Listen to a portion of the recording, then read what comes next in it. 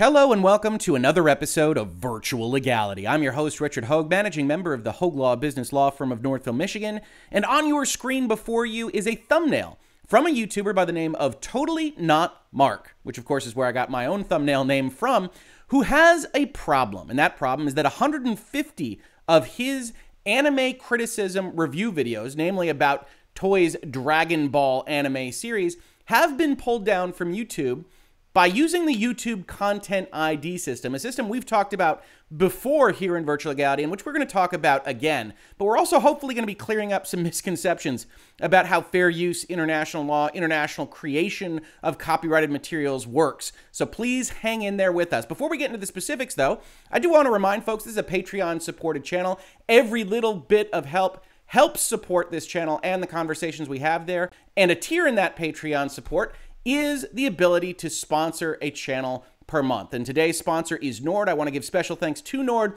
for helping make these conversations possible. Thanks, Nord. Now, in terms of Mr. Totally Not Mark's issue, he has a video up. It's about 9 minutes long. It will, of course, be linked in this description that he explains that these videos were pulled down over a course of a very short amount of time overnight by the creators of the Dragon Ball series, Toei Animation. Now, there's no objection to the fact that Toei owns that particular series, has the rights to it, made it, but as we've talked about a lot in this space, the question becomes what is and is not fair use. And as part of this 9-minute video, Totally Not Mark talks about the fact that he's been trying to comply with fair use concepts, and I don't believe he's American, I believe he's Irish, so we'll be talking about both as part of this video, and that nevertheless, his videos still got removed with nary a reference to fair use at all. This was reported on in a number of places, but I want to bring your attention specifically to the Kotaku article because I think it was the most widely disseminated, and it creates the most ambiguity with what is actually happening here, so much so that I felt it necessary to actually make this video. Now, this article is entitled YouTuber Hit with 150 Copyright Claims for Reviews Featuring Anime Footage. Even that isn't fully accurate insofar as these appear to be Content ID claims. They don't be strikes on the YouTube system. We'll talk about the difference there in just a second. But this article says YouTuber Mark Fitzpatrick of Totally Not Mark has made a name for himself with his manga and anime videos on YouTube. His reviews edit together montages from whatever he's reviewing or critiquing as he expounds his thoughts in voiceover. In this video from a day ago, he says, over the last 24 hours, I've sat back in disbelief, shock, and sorrow as my life's work has been unfairly ripped from me. Totally Not Mark is a popular anime YouTuber with well over 500,000 subscribers. 2 nights ago, I received an email notifying me that 15 of my videos had been copyright claimed and blocked by Toei Animation. 1 hour later, that number rose to 28, and when I woke up this morning, it had reached a total of 150 videos that my audience can no longer see and that I can no longer monetize. And again, that phrasing of copyright claim becomes a little bit problematic, primarily of YouTube's own doing. So keep that in mind as we start to talk about the difference between Content ID and copyright strikes, which actually require a certain amount of legal compliance that YouTube does not require on the Content ID side. Note, says Kotaku, that a handful of those videos did not feature any anime clips, but rather were how to draw explainers, presumably of Toei's material. For context, Mark explained that because he and his team work on one video a week, the 150 blocked videos are equal to nearly 3 years of work. As a result, the main source of my company's income is now gone. And he also talks about the fact that it's the holiday season. This is how he works to feed his family. And of course, that's a very sympathetic argument. In his response, Mark says that he ensures that he and his employees adhere to policy regarding fair dealing and fair use as outlined by YouTube, his own country, and other countries. This may be true, says Kotaku. However, copyright law in Japan is different. And then we're not going to bother you with Kotaku's foray into Japanese moral rights law, which isn't quite the same as copyright, but it's close enough to be kissing cousins, because none of it actually matters to this conversation. Japanese copyright law, what they actually reference here is a presentation at Fordham from 20 years ago about specific court cases that highlight some of the differences between the United States law and Japanese law on these questions. There's no argument that every country in the world has different copyright laws protecting intellectual property in different ways from each other. And yet, if you sit back and ask yourself, Well, why isn't it a lot harder to get stuff up on the internet, particularly the United States-based companies like YouTube that are governed by United States law? The answer is because you don't get protection for every specific jurisdiction because you're protected in one. So even if you're protected under moral rights laws, even if you're protected under whatever other piece of statutory code exists in your jurisdiction, the folks that are using fair use to comment on what you made in the United States or in Ireland have to abide by their laws. And if you want to seek protection in those jurisdictions, you have to figure out how to do so through those laws. This is a 1,000+ word sojourn to nowhere. Now, it might mean that Toei has the ability to block what it wants to block with respect to the Japanese geography. It doesn't change a damn thing about how they operate in other countries. And there's a whole host of treaties and conventions and all sorts of things that cover this, and it's far too complicated for what I hope to be a fairly succinct YouTube video. But suffice it to say, the journey to understanding what happened here does not begin nor end with how Japanese law might apply. It's the same reason that if you use something that was made in Russia or the Ukraine or Afghanistan or Iraq or Japan or Canada or Mexico, what you're talking about complying with when you upload that to YouTube, at least in the instant case, is making sure you do it in compliance with the laws that cover protection in the jurisdiction you're operating in. Doesn't mean they can't do something in the jurisdictions they're operating in, but in terms of global intervention, that is and forever and always will be a potential problem if you've got fair use and fair dealing rights. Now, before we talk about the specifics here, I do want to mention that I was concerned before I got into looking at this that we might be looking at some kind of Reacts YouTuber. I'm not familiar with Totally Not Mark, so I apologize for that. But we have, of course, covered this question in this space fairly often. Here we have MXR Plays, really the first video in Virtual Legality that got popular, talking about fair use, whether somebody could extort complaints against you. And this was a Reacts video. This was, I believe, some volcano footage. And we were talking about the difference between how transformative works work with real life events. We've also talked about the problem with reaction videos in general, where you put an episode of something in the corner and you smile at it, or you go, or those kinds of things on YouTube, which a lot of people enjoy, but really do run afoul of the issues. We also talked about the fact that you can't copyright your face. We've done a lot of talking about these kinds of things in this space. So it was gratifying to see that Totally Not Mark's content isn't that. Totally Not Mark's content is, as best I can tell, and I just pulled a couple of samples, a critique as we would expect it in the YouTube space. It uses a lot of footage from whatever it is he's talking about, but mostly it sounds a little something like this. In a nutshell, my reaction to it was, oh my god, this is so low! We don't have volume no, for that, that's really fine. Sad, isn't it? Either way, and finally, the it introduction isn't of a the new kind of character thing that we're called worried about when we're talking about someone just looking at a box in the corner doing those videos. There's a lot of editing, there's a lot of specially transformative things happening. I can't, as I've said before in Virtual Legality, promise you that a court somewhere will find it to be fair use. But on the spectrum of fair use cases, this looks a lot more to me and my eye like fair use than somebody just looking at something in the corner of their screen, right? So he says he's trying to comply with fair use and fair dealing. There's no reason to disbelieve him. The other stuff survives on his channel. And certainly, if you're going to strike someone through a legal process, if you're going to actually act against someone and pull their materials down, you need to be thinking about whether or not you have a legitimate claim in the jurisdiction you're going to be operating in. Not just Japan, but what does this look like in the United States? What does this look like in Ireland or the European Union? Do you have the rights to do what you just tried to do? And regardless of where your home base lives, that won't control the question. As we see here, YouTube says in its terms of service, it's governed by California law, and that doesn't mean it necessarily binds someone who's not otherwise providing services to YouTube in this capacity, but it is worth noting that the United States is going to be your baseline approach to YouTube issues. And most importantly, there is no such thing as international copyright, which the U.S. Copyright Office is very happy to tell you if you go and look up these kinds of things.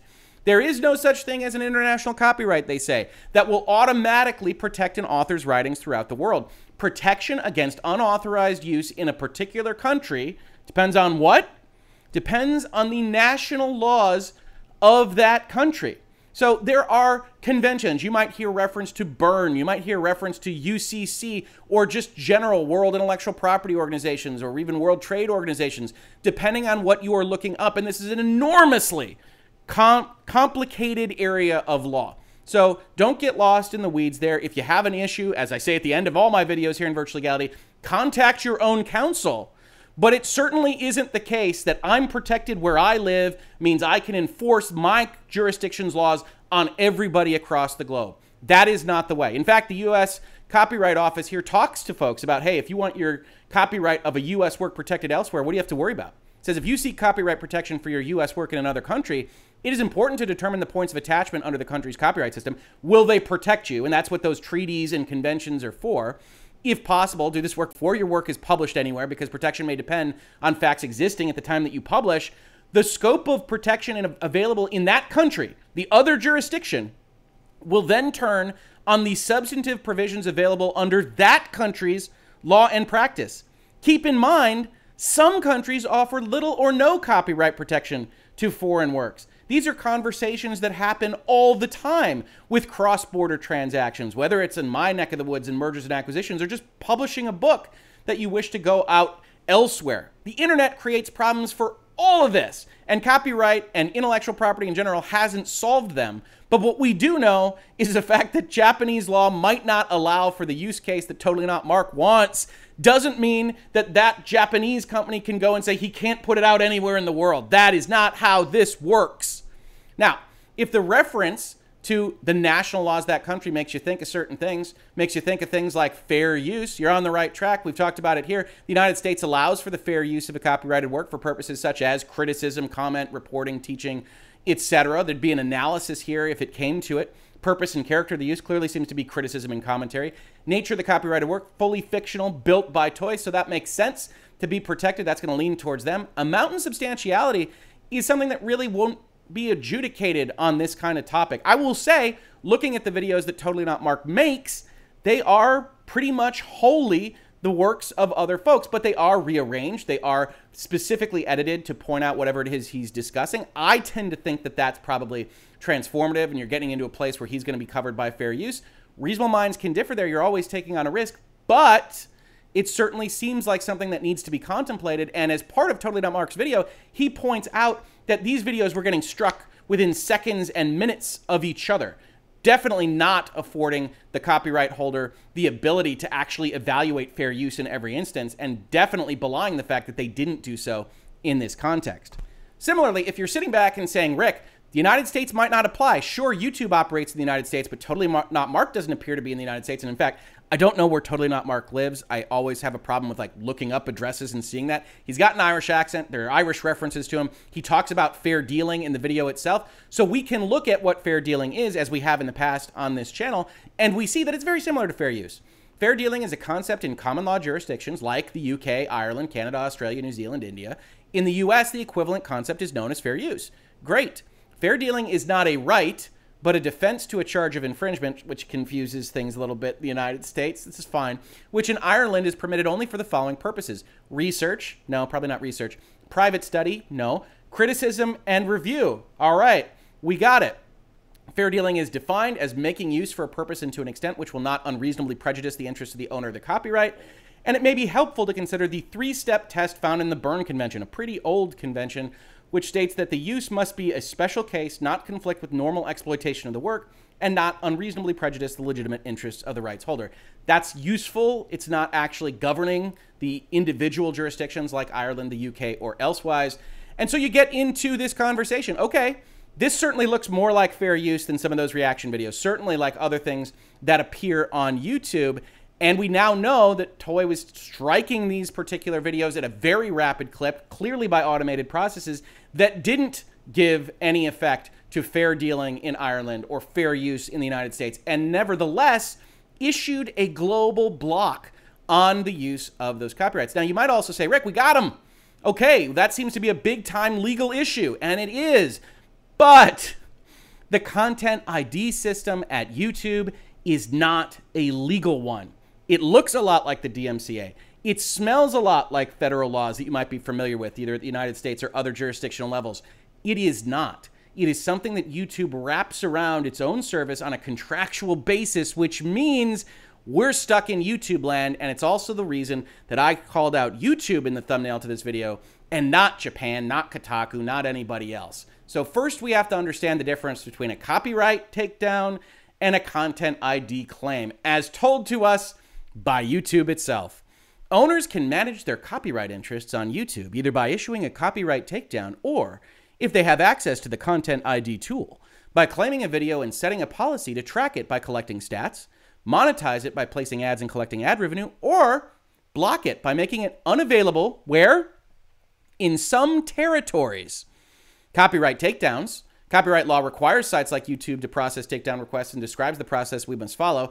This is a little bit inaccurate, as we've talked about in Virtual Legality. It doesn't require YouTube to do anything. It's just incentivizing YouTube, if they want some shields from liability, to do the things that they ask. Doesn't require it, but that's fine. Neither here nor there. This is the legal framework. Copyright takedowns is how YouTube talks about the DMCA, which you might be familiar with, in which a copyright holder actually submits a notification that says, hey, we're signing this. We've identified what is infringing. We're talking about what's infringing as part of the video. We give you sufficient information to contact us. And most importantly, we give you a statement that we have a good faith belief that use of the material in the manner complained of is not authorized by us or the law.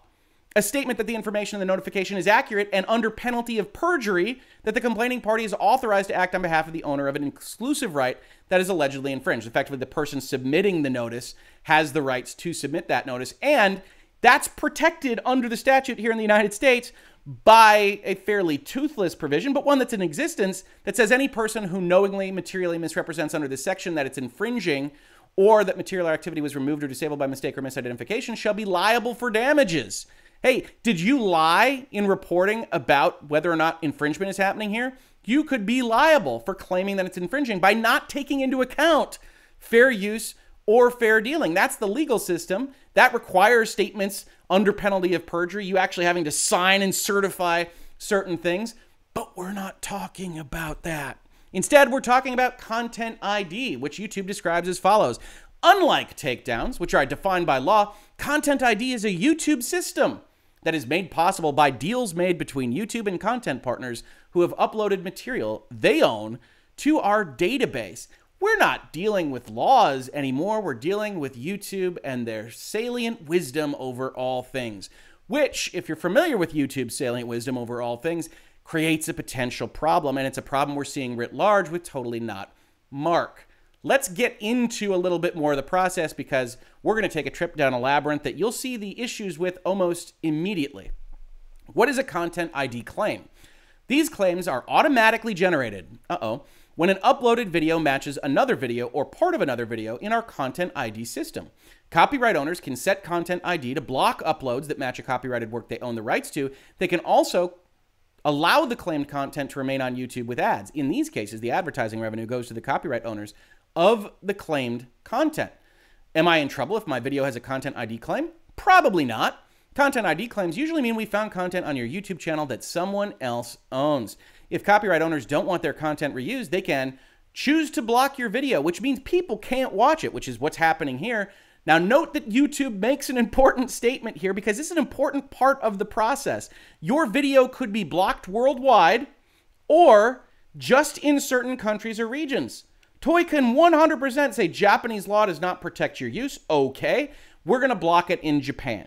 And we're going to pick out the jurisdictions that we think don't afford you the protections that you need. But you're in Ireland. You're broadcasting to places like the United States that have fair use, have fair dealing concepts. And so we have to take that into account when we choose to use the system. Only they don't. At least not anything that you can see here. We'll see that YouTube has guidelines and promises about how this works that would seem to apply in this situation, but overall, you get a content ID copy notification. They can choose to block you without any other reference to what we saw as protections in the law itself. Continuing, how does this look from the perspective of the content creator? And we saw Totally Not Mark reference how bad this is, but we can actually see it even more significantly in how YouTube describes its own situation. So you get a content ID claim, as Totally Not Mark just did. How do you dispute it? Well, you can file a dispute, but YouTube has a warning. Look at this. Look at this exclamation point. They want to warn you. Learn about the public domain exceptions to copyright, such as fair use or fair dealing, and common questions about fair use before you file a dispute. It's interesting. They want you to learn about fair use, even though they've accused you, the copyright holder, of infringing before you dispute it. YouTube can't help you decide whether you should dispute a claim. If you're not sure what to do, you may want to seek your own legal advice. Now, the reason they're saying that, even though they also said in an earlier window that their process here is not a legal one, it's separate from all of that, is because all of the things here end at the DMCA.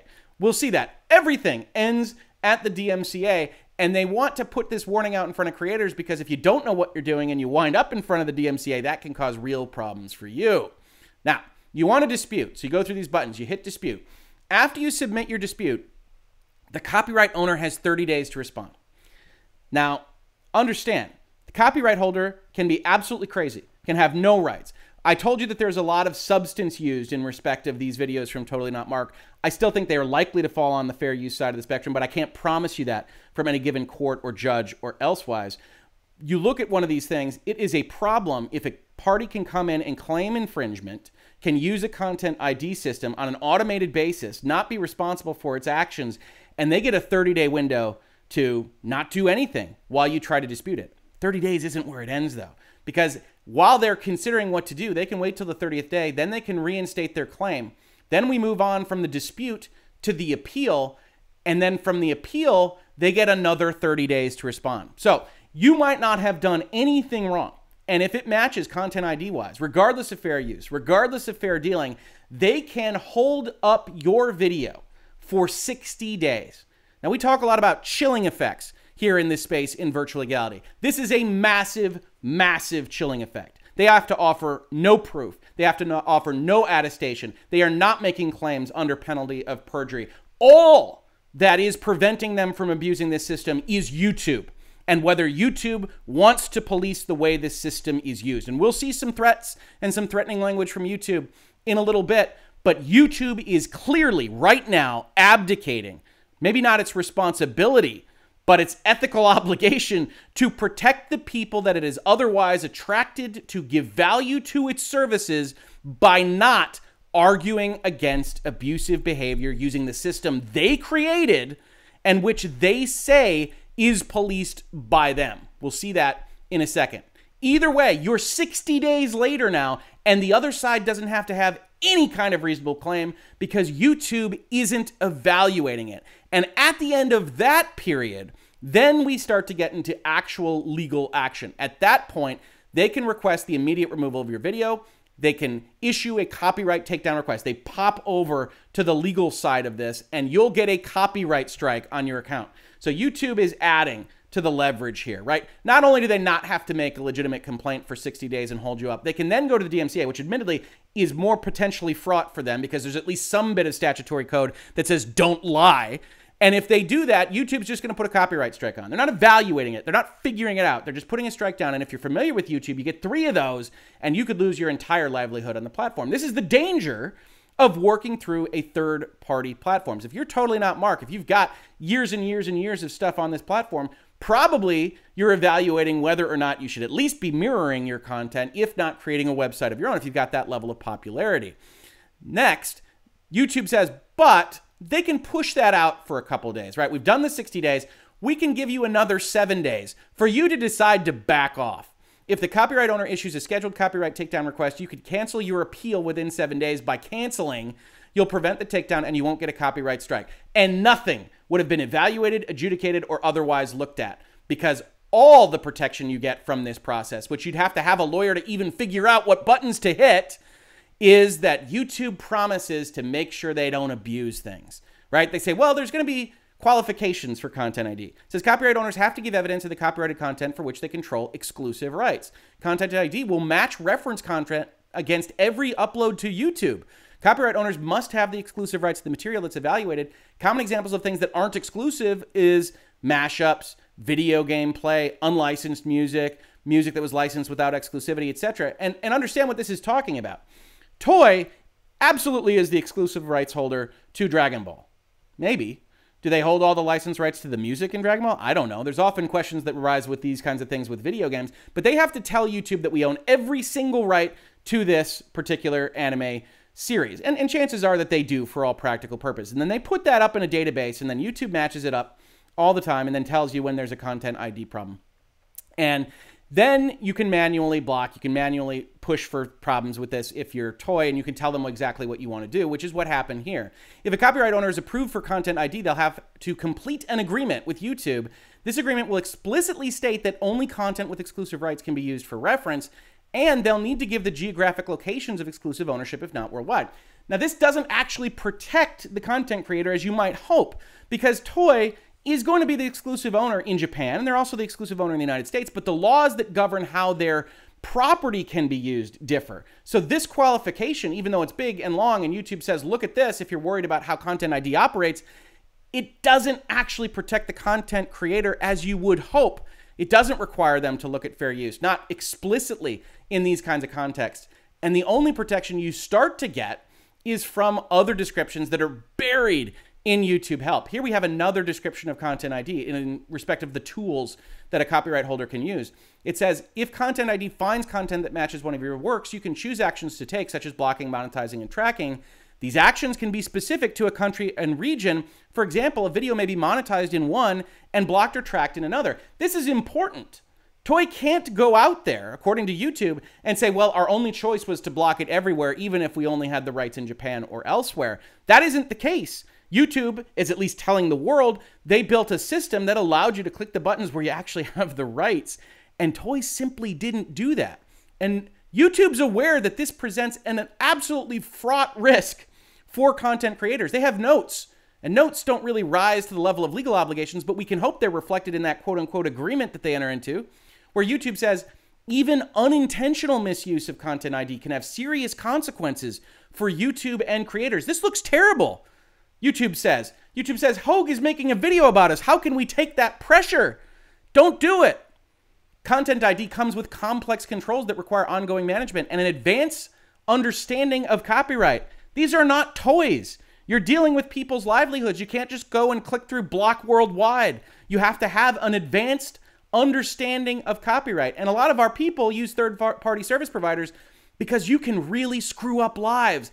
And YouTube doesn't mostly want to deal with it, so be careful, will you? And keep in mind, using any of these copyright management tools to submit a takedown request starts a legal process. Now, that isn't fully accurate. There's a legal process involved, but at the start, it's a contractual process. You've made a promise to YouTube about how you're going to use these things, and yes, it can accelerate into a DMCA notice, and a DMCA counter notice, and that's more days. It's 15 more days, etc., etc. YouTube also warns users of Content ID that misuse of any of these tools, such as submitting false information, may result in the suspension of your account or other legal consequences. And before submitting takedown requests, it's important to consider whether fair use, fair dealing, or other exceptions to copyright apply in each situation, in each jurisdiction. Remember, there is no international copyright law. If you want to hit something worldwide, you better be damn sure that you're going to use the buttons properly, says YouTube. But outside of this, notes, and keep in mind, we don't get any of the protections that YouTube should otherwise be affording and making sure that this system they built isn't abused. You do get a little bit of that in terms of messaging to the content creators, but it isn't enough. It says YouTube sets explicit guidelines on how to use Content ID. We monitor Content ID use and disputes on an ongoing basis to make sure these guidelines are followed, and content owners who repeatedly make erroneous claims can have their Content ID access disabled and their partnership with YouTube terminated. Now, I told you I can't say that every video there that was struck is totally fine for infringement purposes, is compliant with fair dealing and fair use. What I can tell you is that nobody on earth could evaluate the fair use or fair dealing within a video in a matter of seconds. And that it is clear, based on what Totally Not Mark has said, that this was an automated process that is repeatedly making erroneous claims insofar as it isn't taking into account the complex copyright laws that actually apply to the situation. Now, unfortunately, again, you might be sitting there saying, Rick, you got him. That's a really bad thing. And in fact, it is a really bad thing. And I made this video to talk about how YouTube set up this Byzantine labyrinth of processes that give enormous amounts of time to copyright holders to do exactly what's happening to Totally Not Mark in this instance. And yet, I have to finish off by saying, effectively, if you put your content on YouTube, you've agreed to how this operates, regardless of the DMCA and its lack of protections for you because it's not being used. Remember, as we've talked about in the terms of service with respect to YouTube, YouTube takes a very, very broad right to get rid of whatever it wants to get rid of. It says if we reasonably believe that content is in breach or, and that or means that what we're about to talk about doesn't have to be in breach of this agreement. It may cause harm to YouTube or third parties. We may remove or take down that content in our discretion, and we don't even have to tell you about it if we think that it would harm a user, other third-party YouTube, or our affiliates. So they have a very broad contractual right that you've entered into effectively by using the service and uploading videos to say, yeah, YouTube, you can have whatever systems you want in place. You can have whatever contracts you want in place. And if you decide, hey, we don't want to mess with Toei, that'll harm YouTube, or they just tell us it'll harm them, we're completely outside the copyright infringement regime. Your email might say it's for copyright infringement reasons, or it's a copyright strike, or it's a copyright takedown, or whatever phraseology they use to muddle what's actually happening. But at the end of the day, because YouTube reserves at its baseline a right to keep whatever videos it wants and to get rid of whatever videos it doesn't, it's a very difficult case to bring against YouTube. So what this video is about is not about suing YouTube, is not about saying they don't potentially have the legal right to do what they want with Content ID and otherwise.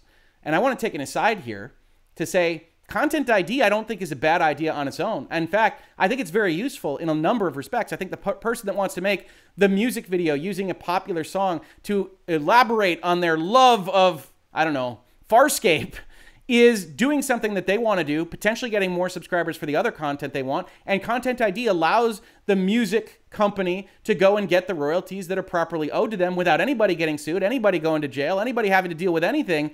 And more content gets created that's good. But on the opposite side of that, it is very, very dangerous to content creators. And YouTube does not appear to be policing it in the manner that they have promised they're going to police it. Or, as the EFF says, Content ID is so unforgiving, so punishing, so Byzantine, that it results in a system where those who make videos, YouTubers, are so dependent on YouTube for audience access and promotion by its suggestion algorithm that they will avoid any action which would put their account in jeopardy. Obviously, I don't follow that rules, but I'm not a good YouTuber. Our growth is pretty slow for our size, but that's okay. As EFF continues, they say they will allow YouTube to demonetize their videos, avoid making fair use of copyrighted material that they want to use, and endlessly edit and re-edit lawful expression just to meet the demands of YouTube's copyright filter. I've said in this space I won't use certain words. I won't talk about certain topics for too long because YouTube does chill that kind of conversation. And I'm in the midst of looking for other places that I can have that conversation. But this is in fact the case. And when you've got a situation where a YouTuber goes out there and actually makes videos that are just ripped down and gets into this system, 150 videos at once, on an automated process, not complying, by all appearances, with the requirements of fair use and fair dealing evaluation that would be needed to make a block in all of these various jurisdictions, and YouTube backstops that as a legal process, you've got a problem. And regardless of what YouTube says about how they're policing the use of the Content ID system, I have seen no evidence of it myself, and I welcome YouTube's imminent demonetization of a video like this. That said, I felt it was important to make. I feel very much for people that make content that improve our lives and get struck and get really run out of town by copyright holders that aren't doing their jobs and that clearly have the resources and money to do it right. YouTube should be helping. They aren't. And that's Virtual Legality for today. If you enjoy these conversations, or at least if you find value in them, I don't know if anybody enjoys hearing me fiery and going upset at YouTube on these kinds of issues, please consider supporting the channel at Patreon or other places. We've got other ways to support the channel listed below. And again, special thanks to Nord for helping sponsor this video specifically. Otherwise, just subscribing, telling your friends, upvoting, downvoting, doing whatever else you like to get this message out there. Every little bit is appreciated. If you did catch this on YouTube, thank you so much for watching. And if you listen to it as a podcast, thank you so much for listening. And I will catch you on the very next episode of Virtual Legality. Virtual Legality is a YouTube video series with audio podcast versions presented as commentary and for education and entertainment purposes only.